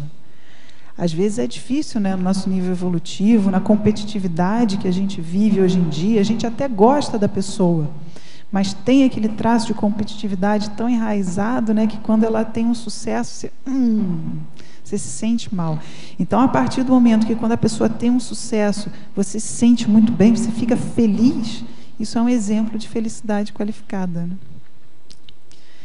O outro, a anticonflitividade prazerosa. Nada dá mais prazer do que a questão da pacificação. Uma das coisas que mais trazem desequilíbrio emocional é o conflito. Né? O conflito, às vezes, decidir, desde coisas pequenas, né? Isso é muito universo feminino. Ai, que blusa que eu vou? Vou com a azul, vou com a rosa. Vou com a branca, vou com qual sapato? Né? Então, assim, isso é conflitivo.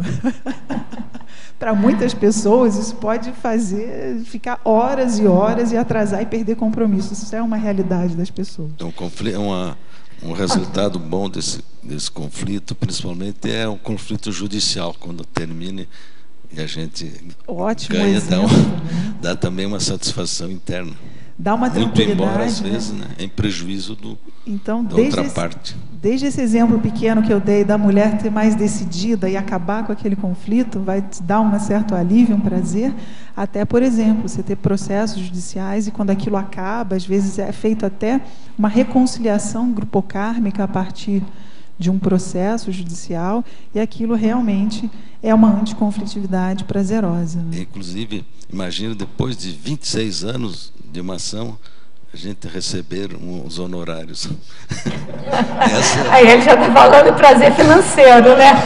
Aí já é um prazer financeiro. Mas, embora sendo pouco, né, mas bom, bodas de ouro, processo, a gente tem que sentir um prazer, mesmo que seja pouco. O prazer do Eukárdio foi porque esse dinheiro pagou a edição do livro dele.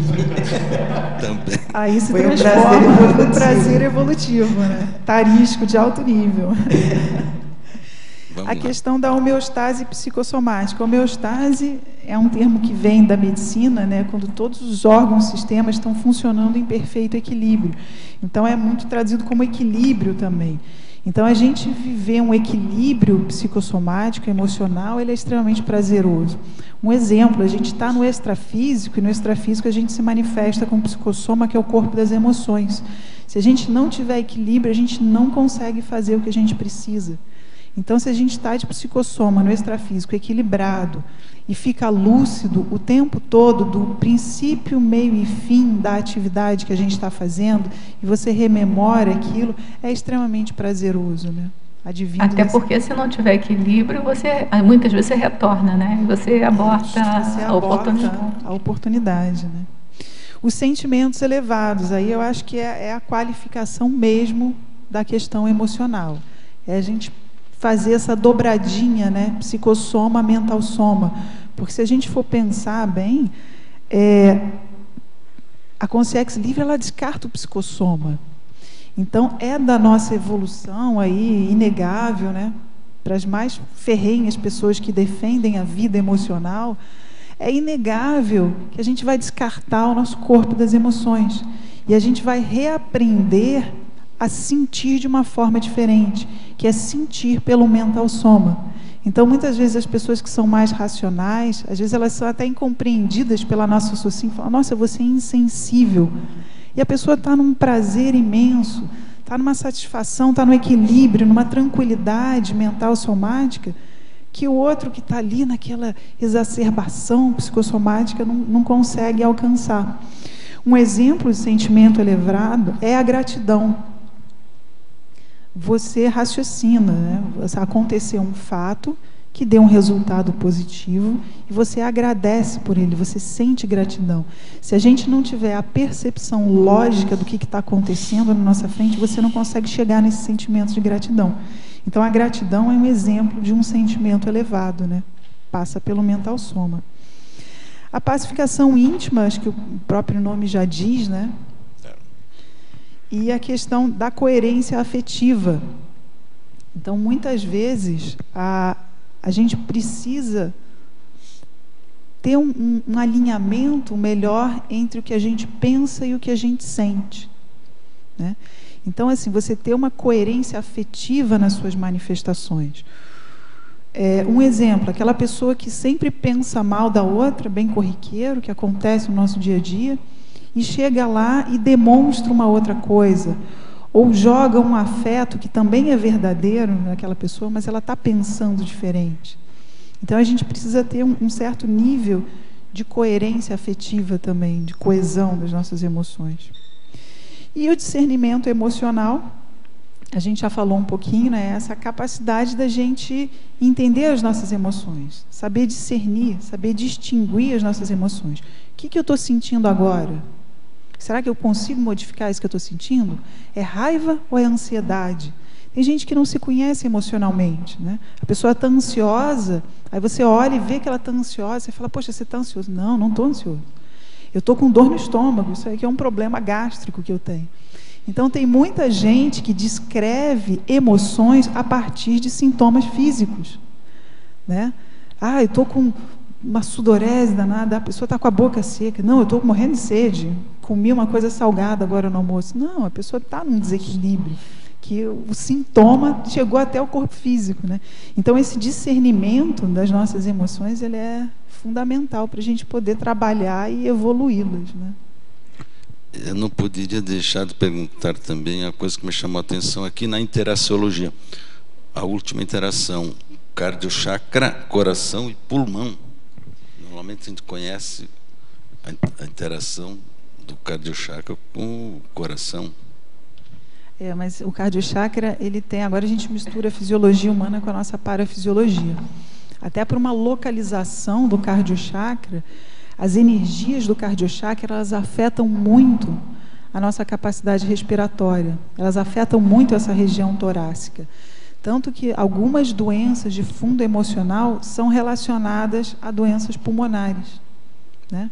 Acho que a mais popular delas é a questão, o pessoal até fala, né, a tuberculose e a doença dos boêmios aí, né, de quem vive uma vida mais hedonista, né? Então, você tem uma ligação direta entre essa região desse chakra, as energias desse chakra e o impacto na nossa respiração.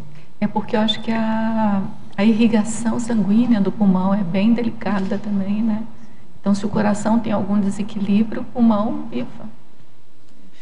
E até uma questão do ponto de vista físico que eu estou falando. Do ponto de vista físico e do ponto de vista energético, você tem ali uma localização também, é o chakra próximo, né? Próximo, então vai gerar um impacto, até de questão da prossêmica mesmo, né? A energia não tem só não é só circunscrita a um vórtex, né? O vórtex pega tudo, a área toda do coração e do pulmão, né? Exatamente. Permite fazer mais uma indagação? Não sei se vai poder responder, aí a Rosa responde, porque sempre me chamou a atenção na perfilologia o sistemata e a sistemata. Agora, botei o olho aqui, o que é o sistemata? Ela é da área. Pode explicar? Ela é da área, ela explica. Sistemata. A gente tenta abordar, a Rosa complementa. Eu acho que o sistemata, ele é a pessoa que trabalha ou com sistemas. E aí, se a pessoa trabalha com sistemas, ela trabalha de forma sistemática. Então, é aquela pessoa do passo a passo, da organização de blocos, de sistemas, de passo a passo, né? E isso aí é fundamental para a nossa evolução, né? Seja no âmbito do prazer, das emoções ou geral mesmo, né? Sistematização ajuda e ajuda demais. Ou a gente faz as coisas aos trancos e barrancos, ou a gente desorganiza, ou a gente sistematiza a nossa vida. Um exemplo de sistematização é você ter uma agenda pessoal. Os seus compromissos estão ali marcados, a sua vida está sistematizada. Um outro exemplo seria a gente fazer o EV com o intuito de reequilibrar as nossas energias, né? Como diria o advogado de defesa, ao excelentíssimo senhor juiz, sem mais perguntas. Eu vou só te dar uma dica, olha, se você quiser aprofundar ainda mais, a resposta da Patrícia foi excelente, mas se você ou qualquer outro quiser aprofundar cada vez mais, tem um verbete, que é do professor Valdo Vieira, onde ele desenvolve a questão do sistemata, tá bom? E a sistemata é dentro da autoexperimentologia, onde ele define assim, ó, o sistemata é a consciência, homem ou mulher, vivendo na condição de pesquisador especialista aplicado ao estudo, investigação, coordenação ou criação de alguma classificação técnica, que é a tecnologia, ou didática para a pedagogiologia dentro da sistemática, sistêmica, taxologia, taxonomia, metodologia. É praticamente o que a Patrícia falou. A Patrícia destrinchou mais um pouco, a definição dele foi mais sinteta. Patrícia, aqui na página 3, a fobiologia. Você poderia esclarecer, por favor, os termos utilizados? Edenofobia, hipengiofobia e agliofobia. A edenofobia, ela edeno vem de hedoné, né? Que é a questão do hedonismo mesmo, né? Então, a hedonofobia é esse medo de você sentir prazer. Seria o medo do prazer. A questão da hipengiofobia é o medo de assumir responsabilidade. E é interessante que eu achei esse termo hipengiofobia dentro do livro do Marcelo da Luz, que é um livro onde a religião termina. E ele relacionou esse medo com o sentimento de culpa. Interessante isso. É muito interessante. Então, as pessoas que ela tem uma tendência a ter um sentimento de culpa, às vezes tem até, vamos dizer, entre aspas, né, a culpa no cartório, ou uma grande responsabilidade. A responsabilidade pelos erros do passado pesa nos ombros hoje. Então, aí vem a culpa. E aí vem o medo de assumir novas responsabilidades. Então, esse seria um exemplo de hipengiofobia, né? E a agliofobia é o medo de sentir dor. E aí isso está muito relacionado com a consciência de perfil hedonista. Porque o hedonista, ele é aquela pessoa que vive de prazeres mais imediatos. Então, se uma coisa incomoda uma pessoa que busca estar sempre naquela questão do prazer, ela logo abre mão. Então, essa questão do medo de sentir dor, porque às vezes a dor ela é inevitável. Às vezes a crise de crescimento ela é doída. Ela dói no mental soma, no psicossoma, no energossoma, dói em todos os lugares. Mas é uma dor transitória, passageira, que vai te levar a um outro patamar. Então, quem tem a agliofobia, esse medo de sentir dor, ela acaba até travando a própria evolução, né? A evolução ela não é um hedonismo. Aliás, eu até coloquei o mega pensene trivocabular, que o hedonismo ele é um grande equívoco evolutivo. Ele acaba sendo um travão, porque a pessoa não tem a coragem de enfrentar as crises de crescimento, os reveses da vida, ela nem se arrisca, né? Obrigada. E parabéns pelo verbete, está sendo muito esclarecedor e motivante. Obrigada. Sim, sim, pode ir. Boa tarde. Pode ser a página 12 na tecnologia, a primeira técnica OmniSuper. ¿Qué quiere decir? Porque omni del latín, omni, super, superior, mas não sei se depois da tradução é exatamente assim. A técnica da OmniSuper é a questão da omissão superavitária. Então, assim, é você deixar de fazer alguma coisa porque os resultados seriam negativos, né? Essa é a questão da omissão superavitária. E isso é uma questão muito boa para quem tem o perfil hedonista, né? Já que a gente estava falando isso. Então, assim, não cair no hedonismo é uma omissão superavitária. Você não fazer escolhas de vida que são muito cruciais, baseadas somente em emoção, também é uma omissão superavitária, porque a chance de você errar pode ser grande, né? Ficou claro? É omni-super, porque o omni é de todos, né? Vem de omissão, omni-super. Eu acho que está... realmente está errado, é omni-super. Está errado. Por isso que ela entendeu, é omni-super. Realmente a palavra está grafada errada. Não de omni. Tem um erro de digitação aqui, é omni-super, da omissão superavitária. Que nós não vimos. Está certo, obrigada. Professora Patrícia, poderia comentar a maturidade emocional levando ao prazer evolutivo, sendo confundido com a repressão emocional, afastando a consciência desse prazer evolutivo? Sim. Então, é maturidade emocional versus repressão emocional, a maturidade emocional levando ao prazer evolutivo e a repressão emocional afastando do prazer evolutivo. Certo. A gente precisa de maturidade emocional, por exemplo, para superar um trafar. A primeira coisa é a gente ter a coragem ou a autossinceridade de você encarar os seus traços fardos, né? Então, vamos supor, a pessoa ela tem um mau hábito de falar mal dos outros ou pensar mal dos outros. Só que ela tem uma autoimagem muito enraizada. Então, ela precisa ter uma maturidade que passa pela maturidade emocional de assumir que ela tem aquele traço. Falar, não, tudo bem, né? Vamos em frente, não vou ficar me punindo, que isso é feio, ou isso não dá ibope, ou às vezes, o pessoal da conscienciologia vai torcer o nariz para mim se eu assumir que eu penso mal das pessoas, ou que eu desejei mal para o outro, ou que eu fiz uma fofoca ali. Então, isso precisa de maturidade. A maturidade faz com que a gente lide com a realidade de uma forma mais direta. Então, a maturidade emocional, ela evita que a gente fique nos escapismos, né? Que a gente fique imaginando coisas, que a gente viva nas fugas imaginativas. E a partir do momento que você vê a realidade como ela é, você pode agir, você pode atuar em cima daquilo. E aí você atua lá em cima da sua patopensenização, com técnica de ortopensenidade, começa a estudar ortopensenização, começa a se relacionar com pessoas que não têm o hábito de fazer fofoca para ver como é que elas se manifestam, e aí você muda aquele sentimento negativo e você chega ao prazer evolutivo. Então, a maturidade é fundamental para a gente viver de uma forma mais realista. E o prazer evolutivo, ele não é uma coisa fictícia, ele é uma vivência real, né? E aí a repressão, o que ela vai fazer? Como a gente já comentou antes, você vai se afastar do problema sem resolver.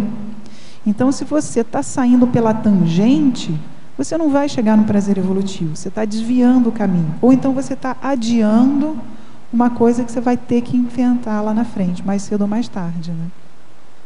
Porque não tem muito como confundir, apesar da gente ter comentado, você comentou, né, que a pessoa às vezes é reprimida, não percebe que ela é reprimida, mas nos estudos que eu faço diz assim, olha, se você não tem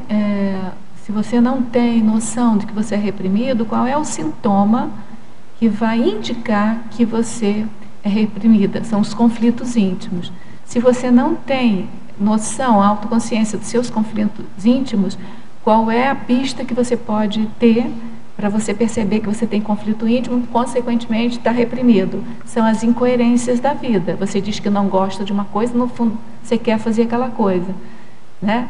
Então, assim, tem muitas pistas que, se você puser uma lente de aumento para conseguir enxergar, você vai ver que não dá para confundir uma coisa com a outra. Então, a maturidade é completamente diferente da repressão, né? A maturidade dá uma satisfação genuína né? E a repressão, não. A repressão tem uns dividendos. A repressão, aquilo fica reprimido dentro de você. Toda coisa que fica muito presa dentro de você, aquilo vai intoxicando e em algum momento vai fazendo mal para você, de alguma maneira. Então, acho que não tem como confundir muito, né? A gente confunde, assim, talvez por preguiça de raciocinar, por preguiça de fazer uma autopesquisa profunda, né? Mas quem tem, assim, aquele viés, né? Aquele mega foco da autopesquisa, acho que não consegue vislumbrar isso. É aquela ideia, a gente se engana até certo ponto, né? Até certo ponto. É aquele auto-engano proposital, né? Mas até certo ponto. Você começa a escarafunchar, depois não dá mais. Os sintomas aparecem, né? Depois não dá mais. Pode ser. Sim, pode ser outra. Na página 3, ciclologia, o primeiro item do ciclo patológico, insatisfação pessoal, busca de prazer imediato.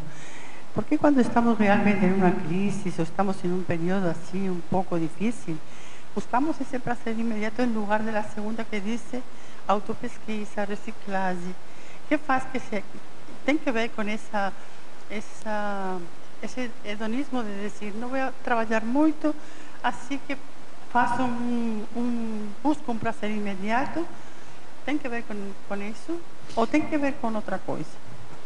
Tem a ver com isso, sim, né? A questão da busca do prazer imediato é um perfil muito característico do hedonista. E aí é um ciclo patológico, porque se a pessoa ela não se satisfaz com aquilo, ela esgota rapidamente. Às vezes, se tem um nível de dificuldade que vai exigir dela um esforço maior, ela já fica insatisfeita, ela já muda. Então, às vezes, essa busca pelo prazer imediato, ela acaba até fazendo com que a consciência ela se torne uma pessoa multívola, uma pessoa dispersa. Então, por exemplo, né, a gente sabe que fazer um doutorado é uma coisa que exige da pessoa. Aí ela começa e fala, não, pensei melhor na vida, vou fazer outra coisa. Porque aquilo, o esforço, ela não quer pagar o preço do esforço. Então, ela fica insatisfeita com o rendimento dela ali, porque é óbvio que precisa fazer um esforço muito acima da média, que ela não está fazendo. E aí ela decide, ao invés de encarar, buscar uma outra coisa. Então começam as fugas das responsabilidades, né? A gente pode ver desse viés também.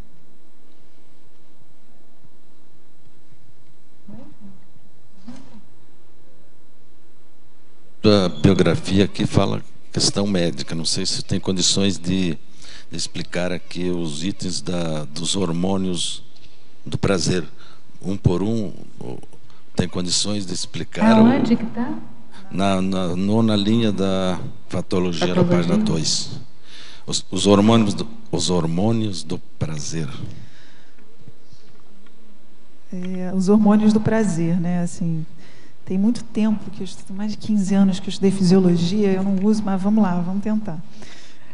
Na verdade, todos eles estão relacionados com o prazer, né? Então, eles levam a uma sensação de bem-estar. A endorfina, não é? Não são esses hormônios da endorfina? Não? Exatamente. Então, a gente tem aqui a endorfina, a dopamina, a oxitocina, a serotonina. De cabeça agora, se alguém puder lembrar, eu não lembro exatamente onde é que eles são produzidos, mas, por exemplo, a oxitocina, ela é um hormônio muito associado com a questão do orgasmo. Quando a gente tem um pico de oxitocina, é justamente no pico de orgasmo. E é interessante que a oxitocina ela também é produzida com pequenas carícias, com o toque. Então, às vezes, a gente vê pessoas que têm uma certa carência afetiva sexual, elas vão tendendo a querer pegar muito nas pessoas, a querer abraçar muito as pessoas, porque o simples abraço também libera oxitocina. Então, daí você já vê, né, o que a gente falou dos indícios, né? A pessoa não diz, não admite, não fala nada sobre a vida dela, mas você vê por um comportamento que está faltando aquele hormônio, que o negócio está desequilibrado, né? Tudo bem? Tem a endorfina, que é através do exercício físico, isso, não né? tem? A endorfina, que é através... Que aí, quanto mais você faz exercício físico, mais você libera, e aquilo dá um prazer, que tem pessoas que ficam até defeituosas, de tanto que fazem exercício só pelo prazer de fazer exercício, né? E aí por diante, não é isso? Agora, alguma pergunta não, né? Patrícia, eu queria voltar aqui na oitava linha de baixo para cima da fatologia, onde você fala autoabnegação cosmoética pelo bem-estar alheio. E aí, agora, nesse momento, com esse item aqui, é um item mais assim explícito, onde você inclui o outro no prazer evolutivo, né? Você podia expandir mais isso? A questão da autoabnegação é a gente realmente abrir mão, às vezes, de certos caprichos pessoais em prol do outro, em prol de um bem maior, né? Então, assim, é quase que um paradoxo, né? A pessoa que está buscando o prazer, ela vai abrir mão dos caprichos pessoais, daquilo que dá prazer para ela, em prol de outros. Então, ela vai trocar um prazer mais egóico por um prazer interassistencial. E esse é o grande ponteiro da evolução, é a interassistência, né? Então, isso é realmente uma qualificação do prazer através da saída do ego, né? A gente vai saindo do ego, vai fazendo assistência, vai olhando para o outro e reperspectiva a nossa forma de se sentir bem. E aí aquilo que você falou antes, né? Você começa a fazer o exercício de se sentir prazer, sentir bem pelo êxito que o outro tem, né? Pelos pequenos êxitos. Na ciclologia, página 3, o segundo ciclo, o ciclo homeostático, insatisfação pessoal, autopesquisa, planificação da reciclagem, neoconquistas evolutivas. Você pode falar rapidinho? Esse ciclo seria assim, a profilaxia ou a saída da questão do hedonismo, né? Então, você tem uma insatisfação pessoal. Ao invés de você fugir daquilo, buscando um conforto, um alívio, um prazer imediato, você vai encarar de frente. Você vai fazer autopesquisa. Então, é aquilo que a gente comentou. Às vezes, você não tem noção do traço que está debaixo do tapete, mas os sinais estão todos aí, os sintomas estão todos aí. Então, você começa a autopesquisa, aí você descobre que você tem um traço para mudar. E aí, o que você vai fazer? Você continua não fugindo dele. Aí você passa para a planificação da reciclagem. é importante a gente ter uma estratégia de reciclagem. A gente costuma dizer que o traço fardo ele é um fardo, ele é uma coisa difícil de você carregar. Então, se é difícil, não adianta a gente querer assim no oba-oba ou de repente reciclar aquilo. Muitas vezes a gente precisa de estratégias para mudar hábitos. Força de vontade só não vai ser suficiente. É claro que a vontade é a base de tudo, mas se você não criar estratégias para fazer diferente, às vezes vai ser difícil. Então, a reciclagem ela tem que ter um planejamento, ela tem que ser planificada. Tem que ser pensada, né? Ela tem que ser pensada, você tem que criar as estratégias, né? É aquela pessoa, eu sei que eu não acordo cedo, então você vai botar o despertador na cozinha. Isso é um tipo de estratégia. É aquele que não desliga, entendeu? Porque se você não for desligar, o vizinho vai ligar para você dizendo que o despertador está tocando e que ele quer dormir. Então, isso é um tipo de estratégia, né? E não simplesmente falar assim, amanhã eu acordo mais cedo. Porque, às vezes, é um processo fisiológico, você vai ter que ter um período de readaptação até você conseguir imprimir uma nova rotina. Isso é uma estratégia, um exemplo simples aí. E a neoconquista evolutiva é quando você muda de patamar, atinge a sua meta. Aí, né? Aí é mais óbvio. Professora Patrícia, Interaciologia, página 3, a interação mental-soma-psicossoma cérebro-físico poderia fazer a relação com o tema do verbete? Sim, a interação mental-soma, psicossoma, cérebro-físico, né? A questão é a seguinte, a gente está querendo qualificar os nossos prazeres. Então, eu preciso atuar com o meu mental-soma. E a gente sabe aí que o mental-soma, a sede do mental-soma acaba sendo, né, o paracérebro do psicossoma, e o cérebro físico é a primeira conexão da consciência com o corpo físico, né? A gente manda o nosso estímulo, a gente comanda essa máquina biológica através do cérebro físico. Então, é importante a gente estudar e entender um pouco de cérebro, saber como é que funcionam, investir em neossinapses, para que a gente consiga fazer essa passagem do sentimento elevado do mental soma para o psicossoma, chegando a uma reação física, né? É porque você definiu o prazer evolutivo para com sim, né? Pela sua definição. Então, o cérebro físico é a caixa que comanda essa emissão de hormônios do prazer para todo o corpo. Então, tem a ver, né? Paradoxologia, página 3, poderia falar do paradoxo de a crise de crescimento incomodativa poder gerar satisfação íntima? Pois é um paradoxo, mas é o que acontece, né? A gente fica satisfeito com a crise de crescimento. Enquanto a crise está acontecendo, a gente sabe, às vezes é difícil, todo mundo vai contra, tem muita pressão, você começa a ser muito criticado, vem pedrada de todo lado, mas você tem uma certeza íntima que você está no caminho certo. Você tem uma certeza íntima que aquilo que você tem que fazer é o melhor para a sua proexis. Então, às vezes, você está num empreendimento que é novo, você está construindo alguma coisa, ou na sua vida pessoal, ou dentro do próprio voluntariado, e essa coisa é nova, as pessoas não entendem. Então, elas vêm contra, ou elas dão opiniões que fogem um pouco ali do objetivo principal daquela realização proexológica. Então, a crise incomoda, vai te perturbar de todos os lados. Mas a certeza íntima que a sua decisão vai ser o melhor para todos, isso dá uma satisfação imensa, dá até uma tranquilidade.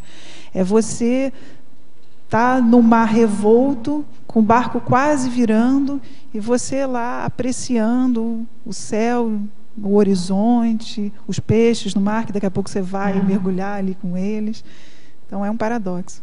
Professora Patrícia, Exemplologia, página 4, poderia explicar o prazer evolutivo básico, a euforia do pré-serenão vulgar, após a ação proexogênica exitosa? É a primeira forma da gente sentir o prazer evolutivo. Então, quando a gente realiza a nossa proexis, quando você toma uma ação que estava planejada, por exemplo, fazer TENEPS. Se a pessoa se planejou a fazer TENEPS, no dia que ela conquista aquela ação pró-evolutiva, aquilo dá uma satisfação, dá uma alegria danada, que está te levando para o completismo. Você fala, poxa, é isso mesmo que eu vim fazer, né? Ou então, na hora que você consegue fazer uma coisa grupal também, que você vê que você foi mini peça, que você contribuiu e que o esforço pessoal está ali, que todo mundo ganhou com aquilo, dá um prazer também, né?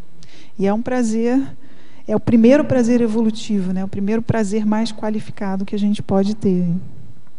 Atriz, nosso tempo esgotou. A gente continuaria, né, nessa tertúlia, está muito boa, está muito esclarecedora, não é? Para a gente. Fala, tem alguém falando ali? Foi uma tertúlia bem prazerosa. A gente aguarda os próximos verbetes, parabeniza por esse, mas guarda os próximos verbetes, tá bom? Tá certo. Obrigada a todos. E a gente é que agradece a frente. sua participação. A gente agradece também a participação de todos vocês que vieram aqui, fizeram perguntas, ajudaram aqui com as energias. A gente agradece aos teletertulianos que nos enviaram as perguntas, que participaram conosco, mesmo à distância, e nós passamos então para os comerciais. Obrigado. As pontuações da tertúlia de hoje são 17 assinaturas no livro de presença, 22 perguntas presenciais e 17 perguntas respondidas online. Hoje nós temos 4 recados. A Mercedes com curso de imersão em conscienciometria, Daiane com a Escola de Parapsiquismo, a Pilar Alegre com debate no CAEC e a Dalva com o congraçamento das ICs. Boa tarde a todos. Em nome da Conscius, convidamos a vocês ao curso de campo Imersão em Conscienciometria, sem pré-requisito. Se celebrará de 7 a 9 de novembro próximo en el Baú Interludio en Iguazú Convention. Uno de los objetivos del curso son propiciar a audiencia próxima ao curso intermisivo, vivenciar a manifestação pessoal na condição de consciência, ampliar o autoentendimento quanto às tendências pessoais, otimizar nosso papel dentro da nossa prece grupal, ativando a memória através das técnicas conscienciométricas, favorecer a compreensão das prioridades evolutivas pessoais. Epicônio do curso, Luiz Gonçalves, Moacir Gonçalves, Lilian Soler e Benaldo Bergoncino. Inscrições na loja virtual do site do Conscius, www.conscius.org.br, na sede da Conscius, no discernimento, das 14 às 20 horas. Informações no telefone 45 21 02 14 60. Esperamos todos vocês. É um acontecimento inédito. Obrigada. Boa tarde a todos. Gostaríamos de convidá-los a participarem da Escola de Parapsiquismo, que na verdade é um curso prático para o desenvolvimento de competências parapsíquicas que ocorrem aqui no CAEC em Foz do Iguaçu. O que é uma competência parapsíquica? É a capacidade efetiva da pessoa de vivenciar o autoparapsiquismo por meio de conhecimentos, habilidades e atitudes. Então, o que nós fazemos? Nós trabalhamos com cerca de 21 competências parapsíquicas, e desde aquela mais simples até a mais complexa. Exemplo, sensibilidade palmar, trabalhando com a sensibilidade, exercícios simples até complexos. E uma competência mais difícil, semipossessão benigna, também, exercícios práticos mais simples até o exercício mais completo. Quem tiver interesse, basta entrar em contato aqui com a recepção do CAEC no telefone 45 3525 2652. Obrigada. Boa tarde a todos. Estamos convidando os interessados em estudar a TENEPS para vir ao debate no próximo domingo, dia 2 de novembro, aqui no CAEC, na sala ao lado do restaurante, das 15 às 17 horas. O tema será TENEPS e Interassistencialidade. Este evento é patrocinado pelo CAEC em parceria com a Pré-IC TENEPS. A professora será a Pilar Alegre. Lembre-se, no próximo domingo, das 15 às 17 horas. Obrigada. Não é serenismo. Boa tarde a todos. Pessoal, no período de 30 de outubro a 2 de novembro, teremos o 26º congraçamento das instituições conscienciocêntricas. No dia 30 de outubro, teremos o jantar dançante de confraternização. Aproveite essa oportunidade para reencontrar os amigos, fazer novos amigos. Os interessados em comprar o convite podem procurar a recepção do CIAE, que ainda temos. Obrigada, boa tarde. Para amanhã, teremos o verbete Predisposição Evolutiva, especialidade Evoluciologia, com a verbetógrafa Ana Silva Seno. Obrigado e boa tarde a todos.